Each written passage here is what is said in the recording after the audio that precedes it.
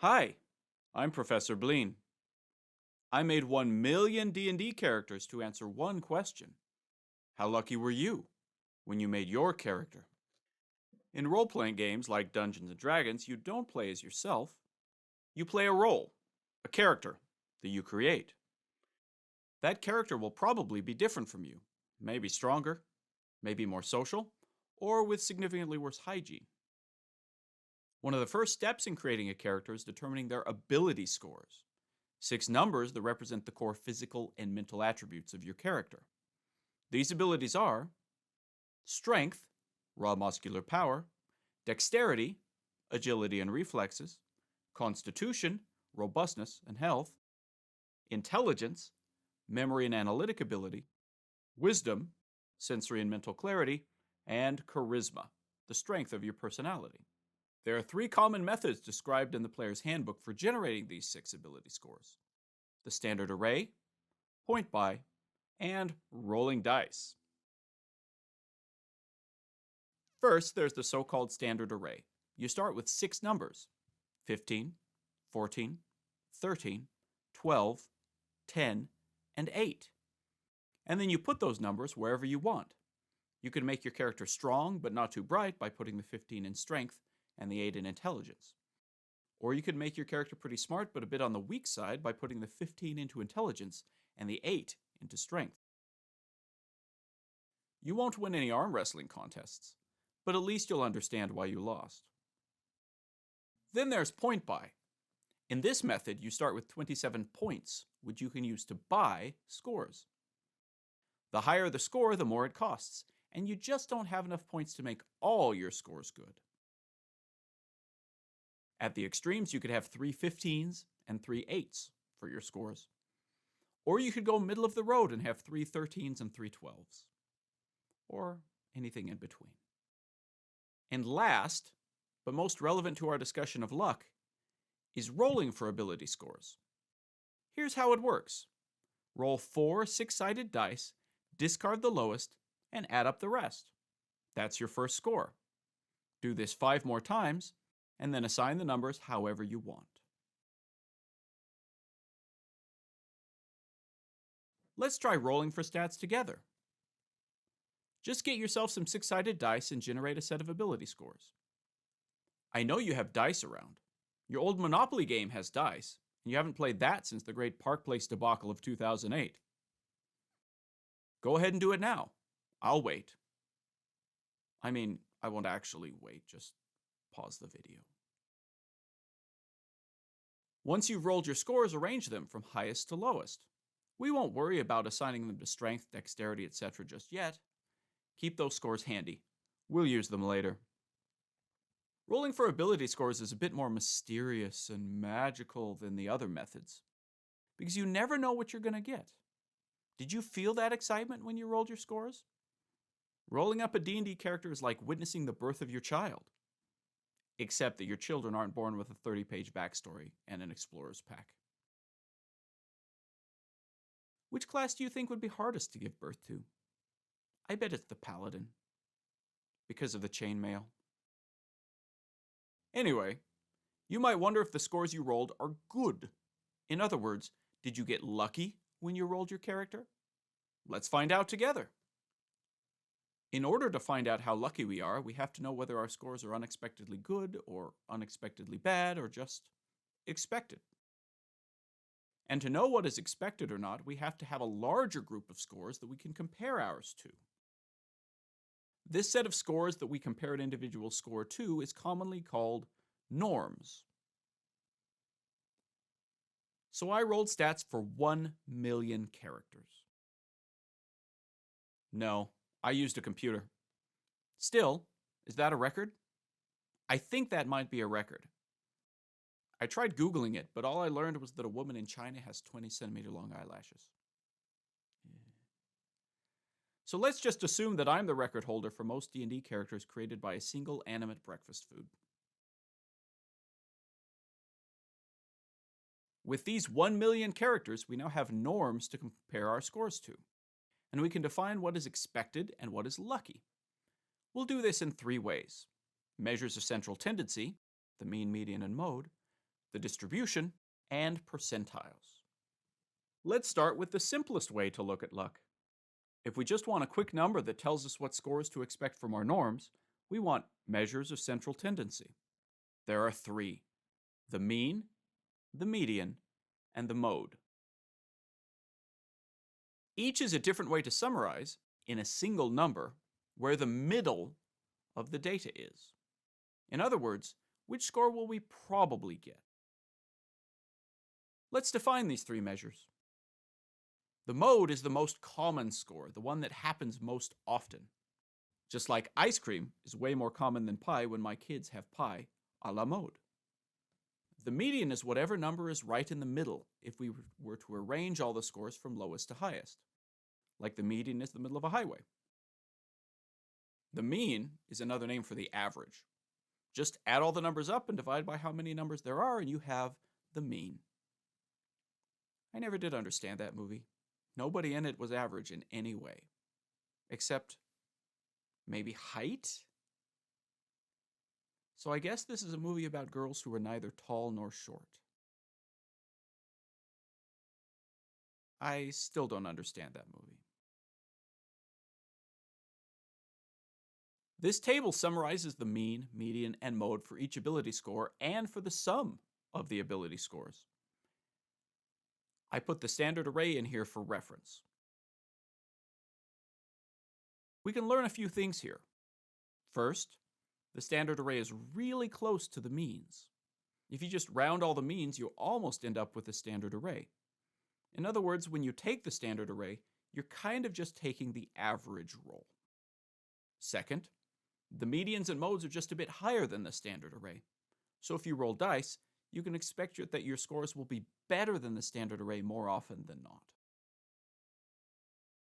Look at those scores you rolled. By comparing your score to these numbers, you can get a quick idea of how lucky your character's ability scores are. Is your highest score close to 15 or 16?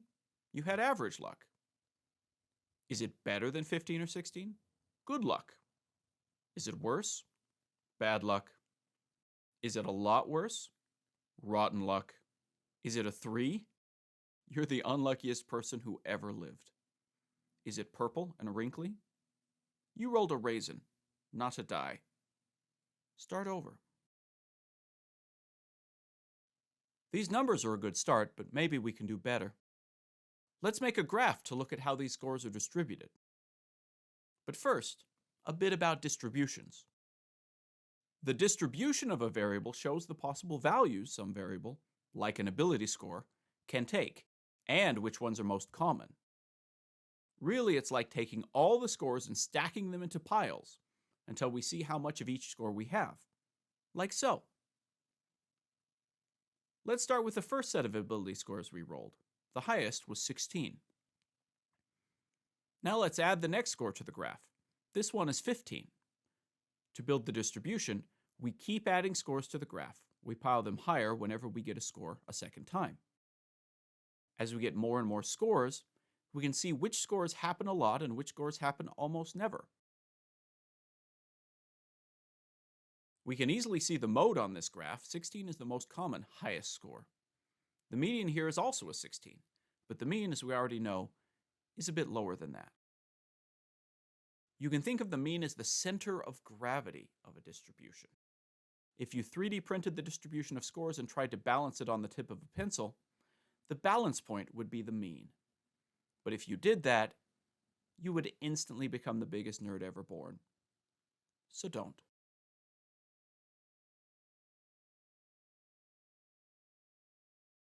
Consider the character you rolled. Let's start with the highest score.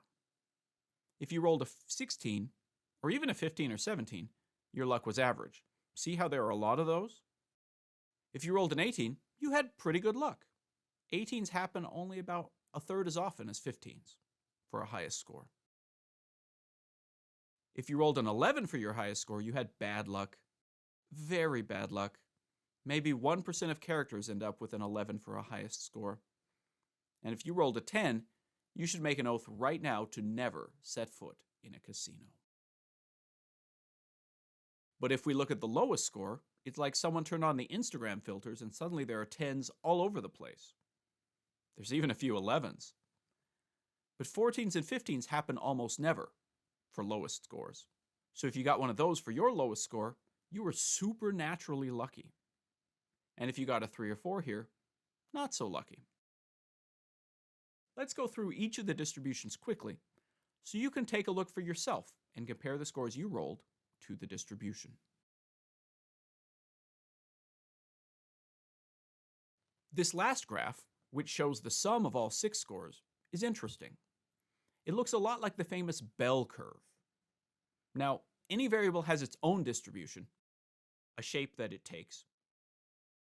But there are some more common shapes that these distributions can take. Probably the most famous of these is the bell curve, more formally known as the normal curve or the Gaussian distribution. A Gaussian distribution is nice and symmetrical, and a lot of variables in nature take this shape, such as the height of giraffes or washed-up actresses, or the number of spiders a person has accidentally swallowed in their life. The Gaussian distribution is named after the famous mathematician Carl Friedrich Gauss. This is a picture of him dressed for his role as Ebenezer Scrooge in A Christmas Carol. Other things named after Carl Friedrich Gauss include the Gauss crater on the moon, the magnetic Gauss rifle, and Carl's Jr. Personally, my favorite fast food franchise named after a famous mathematician is the one named after Italian mathematician Giuseppe Fillet. Now that we have our distribution, we can do an even better job of quantifying how lucky our rolls were by calculating the percentiles of our scores.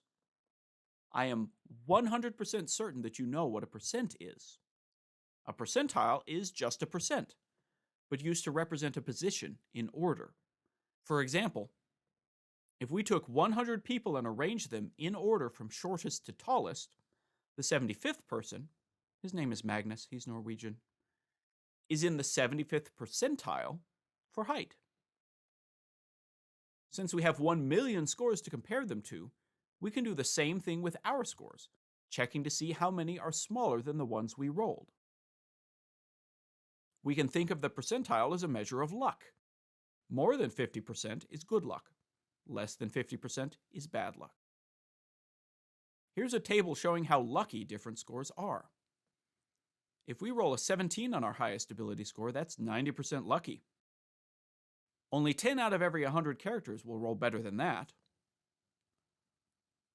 If we roll a 12 on our highest ability score, that's greater than or equal to only 1.8% of highest ability scores rolled. That's pretty bad luck. That's the same as the percent of the US population that has hepatitis C.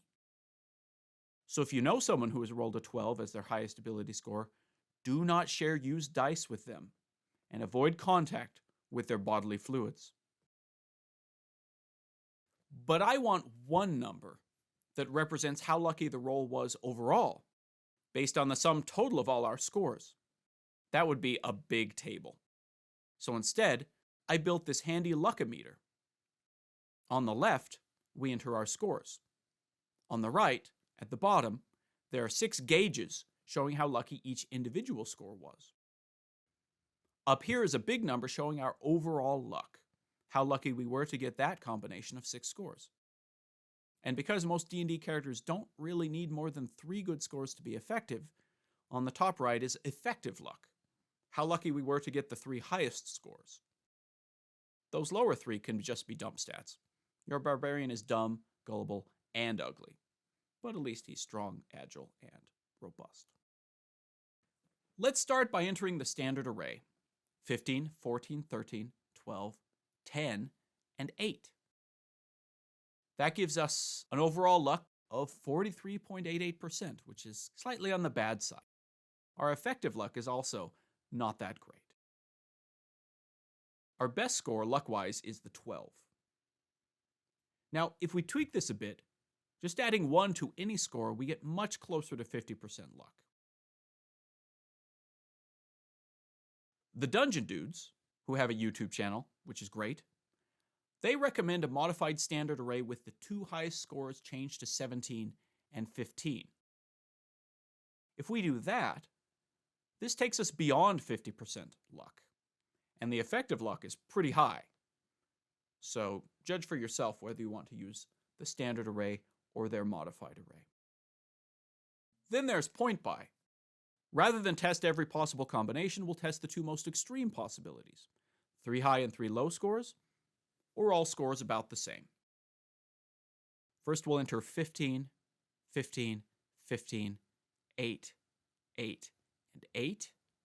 That gives us an overall luck of 28.26%, which is not great. But the effective luck is 76%. That's not bad, as long as you don't mind having 3 dump stats. Now let's enter the middle of the road option. 13, 13, 13, 12, 12, and 12. This gives us an overall luck of almost 61%, but the effective luck is only 18.5%. All the luck is in the lower scores. It's like a reverse mermaid. There's something fishy about that top half. Okay, now it's time to test the luckometer on some actual rolls. Let's roll some stats of our own and see how lucky we get. Okay, for this first set of stats, I got 17, 11, 11, 10, 8, and 7, for an overall luck of 10.2%. That's not great. I'm going to try again. Okay.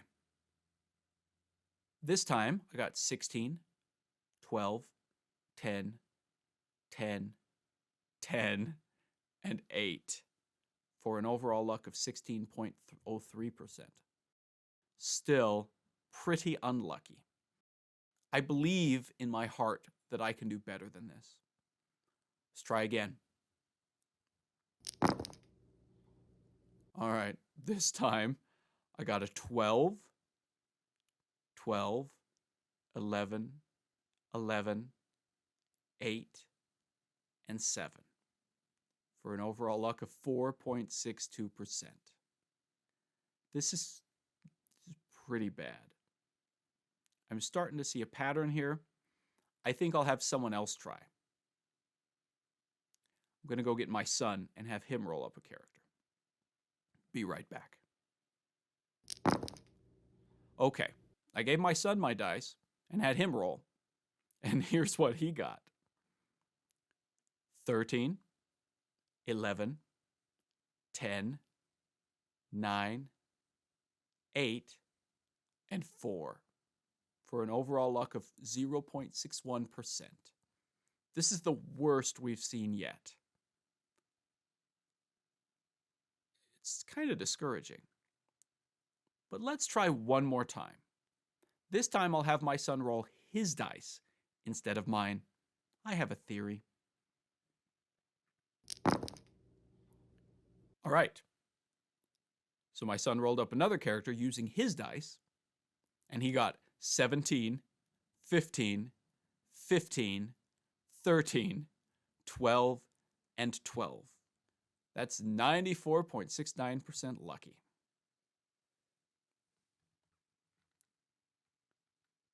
So, what did we learn? First, we learned that dice curses are real. Second, we learned that standard array and point by has one big advantage over rolling for dice. Those methods are safe. We've seen that rolling for stats will probably get you scores comparable to those methods, but you might get much higher, or, if you're me, much lower scores. In future videos, I want to talk about this variance in ability scores and the consequences it can have, both for players and for DMs. So subscribe and like if you want to find out more. Also, do you want to try out the luckometer for yourself? Roll up a character and then head to the link in the description to see how lucky your rolls were. Then let me know in the comments. And remember, nobody rolls above average all the time. May your rolls be above average when it matters most. Until next time, I'm Professor Bleen.